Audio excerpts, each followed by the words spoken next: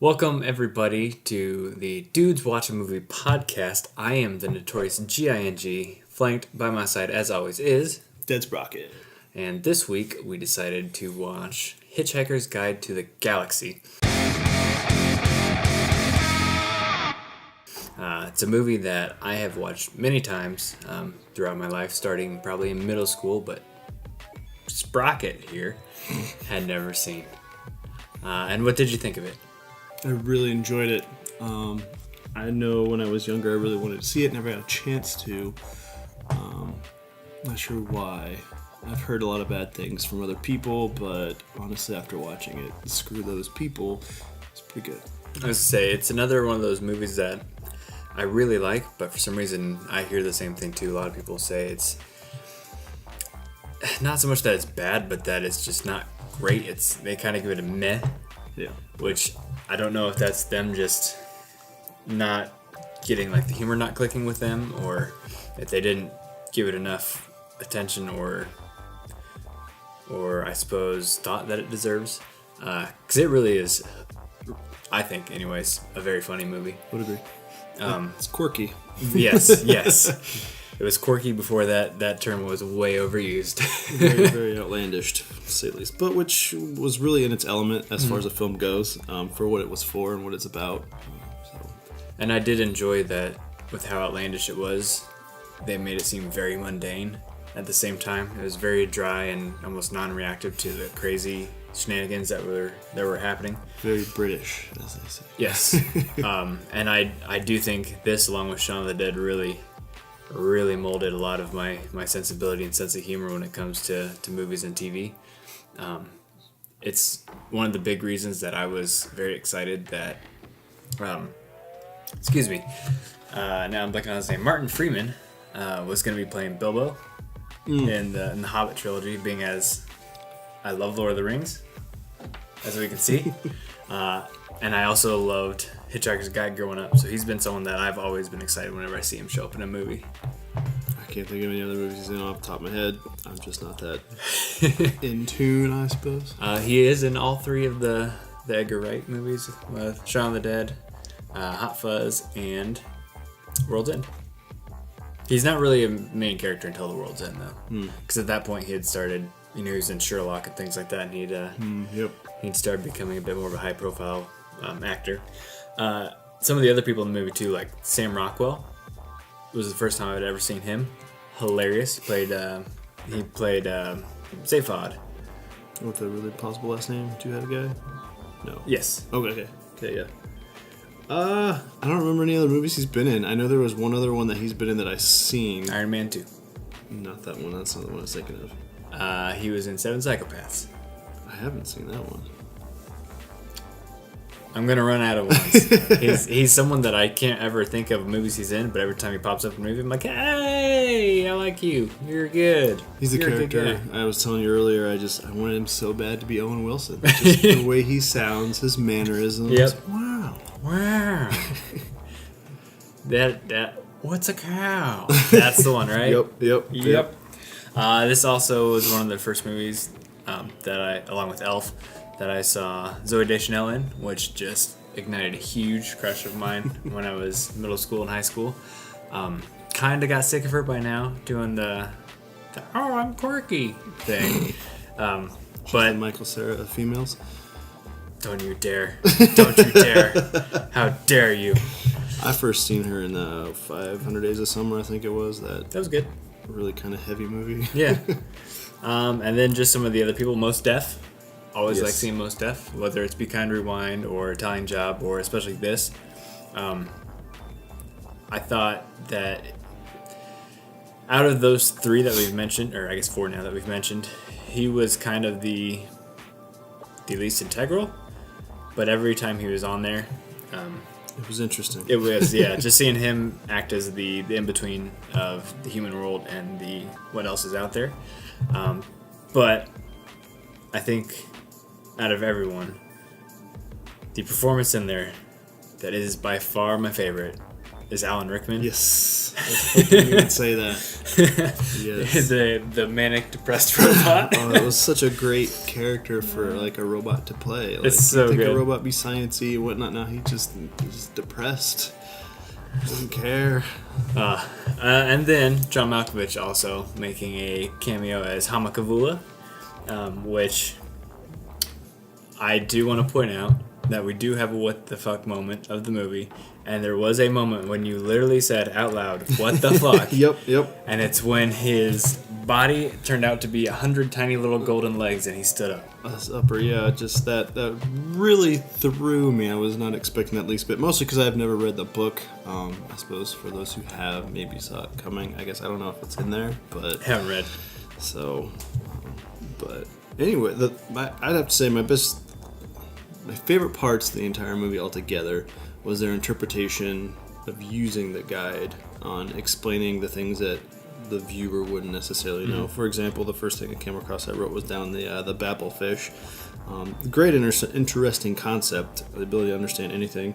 And then just everything else throughout there it almost seemed like a placement for a future thing and then a lead into let's explain what this is. Like almost like a Family Guy segue. Where they're like, But it made sense. And had a purpose. It was actually good. I also really enjoy the art style of those little snippets from the book, where it has the like really rudimentary, simplistic animation. Very Portal-like. Yeah, exactly. And honestly, the art design on the entire movie was pretty top notch. The actual practical effects are really well done. There are a couple CGI moments, but honestly, for being from 2004, I believe. Yep, 2004. They still look really good for CGI from 2004. I did enjoy that they used practical effects because it really helped to bring to life the characters, especially whatever those alien things The Vogons. I really liked how they were a terrible shot where they had their gun that was literally like six barrels and they just sat there and just held it. But yeah, no, I wrote down one of my favorite things on there was all the little extras that they had in there, like the sighing doors. It's not necessary, but it's a hilarious little bit. Like, and they continue it throughout too. So, and the things that really also stand out are some of the stuff they don't explain, which I like. Sometimes movies get way too bogged down in trying to explain every little single thing that's happening. I still don't know why a towel is terrifying to a Vogon, but apparently I would assume in the book it's explained, but in the movie it's hilarious that they never tell you why Vogons run away. They'll go, "Oh, run away, he's got a towel." I assume it's cleanliness, maybe? I guess they don't look super gross. clean, yeah. Torture device being poetry, that one was pretty good. I didn't quite understand it, but I suppose that's for the universe type of thing where you have to be a part of it to understand it. I would guess, and I did really enjoy how they're so restricted by the rules and the guidelines that even though they have someone who has been what's the word I'm looking for? Basically, Zoe had kidnapped the president of the galaxy in their minds, and they had captured her. That's what she was accused of. That's the word I was looking for. But they were able to fix it up just by going through a couple lines and getting the proper paperwork, which it did have to be the proper paperwork and the proper order. And they were just like, "Oh, she's free to go. Pull her out of the death pit." Just before Yeah. everything goes down. They stick to their ways, to say the least. What is that? Bureaucrats? Yes, they were. And I did kind of like the rundown on the political components of the movie. Big one that made me laugh anyways nowadays with who our president is. They literally had to remove part of Zaphod's brain before he could be president because he thought there was parts of his brain that were a little unsatisfactory to the public. And so he was just a bumbling idiot. That's a good idea. I'm not saying, we had that happen, but maybe there's some parallels to be made. True. Can we just talk about for a moment that opening scene with the dolphins singing? I mean, going into this movie not seeing it and opening with that, I didn't know what to think. a song and dance, and then going from there. It's a harsh transition. It really is. It kind of reminded me of with the narrations and kind of the randomness, Mike Judge's film Idiocracy. Mm-hmm. Kind of that little random bit opening. Granted, it made sense of why it's in there, but for this movie, it really, I don't know if it was necessary, but. Would you say it was an improbable opening? The improbable probability drive. Yes, absolutely. Which I think is one of the greatest plot devices of all time. Mm. Anything in that movie that happens that would be deemed improbable or very unlikely, it's like, well, they do also have an improbability drive, so it's all thrown out the window. You can do whatever you want. It works out fantastic. Especially like, what's the probability that none of them get shot by those lasers when there's hordes and he's just breakdancing between them? Exactly. Fantastic. I wanted it to continue happening. Granted, I know it would have ran the joke dry, but like every time they would warp drive, they turned into something different. Like they were couches. Mm-hmm. That really cracked me up on that one. And then the stop motion animation filming, where they were yarn puppets. Yes, that one was good. Was there anything that stuck out to you that you didn't necessarily agree with or like about the movie? Not really. I mean, I guess towards the end where they find the mice become those two people, I mean, it seemed a little kind of out of place. Granted, I understand why it was there, but the whole build-up of having, I guess, basically God show you your new world that is being built and then going to something like that. But I guess it just fits for what kind of movie it is. But still, to me, it just felt a little sudden, maybe. Kind of anticlimactic, too. Like, it kind of just falls flat a little bit. Absolutely. He does make the turn there, I suppose, to stop being a coward and stick up for himself. But it is really just kind of... I don't know if it happened, but it seems like, we ran out of time, let's just end it here.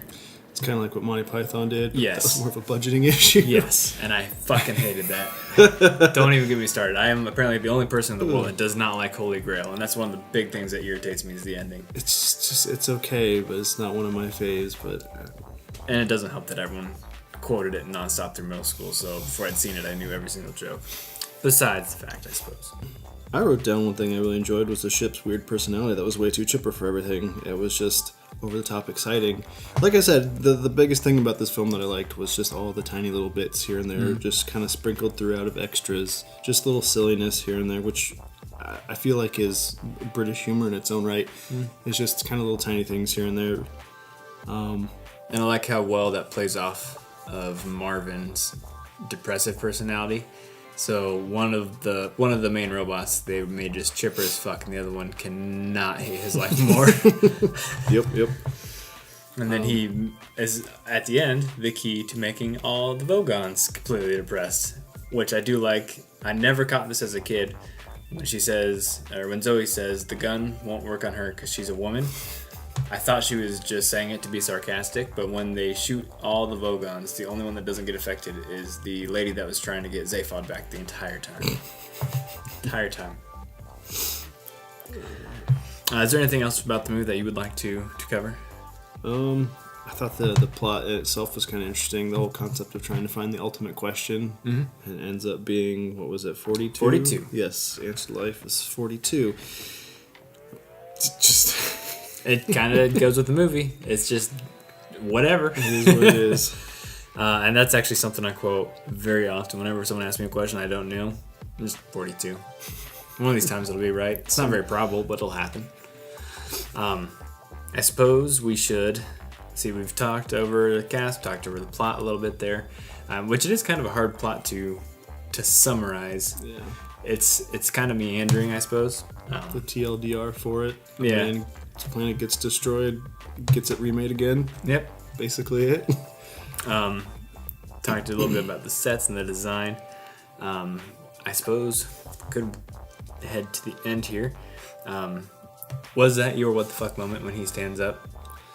Is there anything else that caught you off guard? Potentially the The whale scene. I rather enjoyed that one. Extended whale scene, or the extended zoom when they're before the planet gets destroyed. That is my what the fuck excessive. With the doof, doof, doof, doof, doof, doof, doof, and every time you think it's over, it goes like 5 more times. Keeps going. That's by far the easiest one for me to choose. I wrote down was just basically the whole movie, but the factory floor concept of it really kind of blew me away there. It kind of reminded me of I've played Titan. Yeah, you played Titanfall too, where they were building all the houses and the new planets and stuff. I thought that was a really cool concept. It was made before the game was even made. It took me by surprise. So almost less of a what the fuck that's so weird and more of a what the fuck that's blowing my mind moment.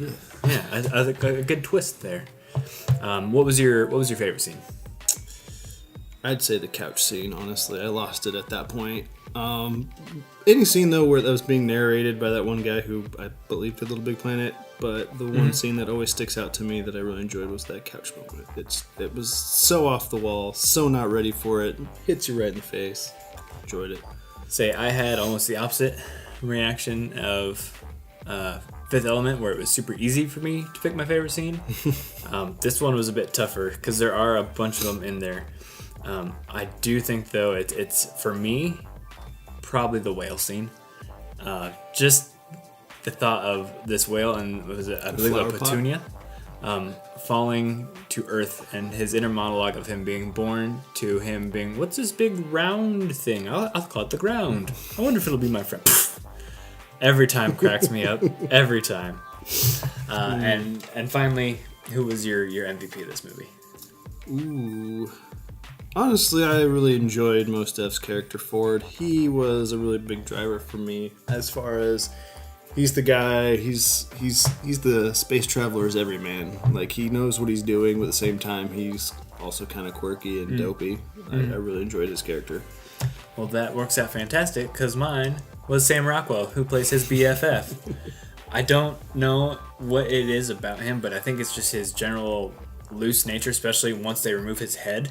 I find hilarious. And we did forget to mention the face water scene. That was another one of my close contenders for favorite scenes. That was good. Just any thought you have, any creative idea, get swatted in the face, which also explains why the Zorks have their nose up. Turn nose. But as soon as they took his other head out of his body and he can't focus to save his life, I find him endlessly hilarious. So good. Absolutely. So, put you on the spot. Is this movie better than Fifth Element?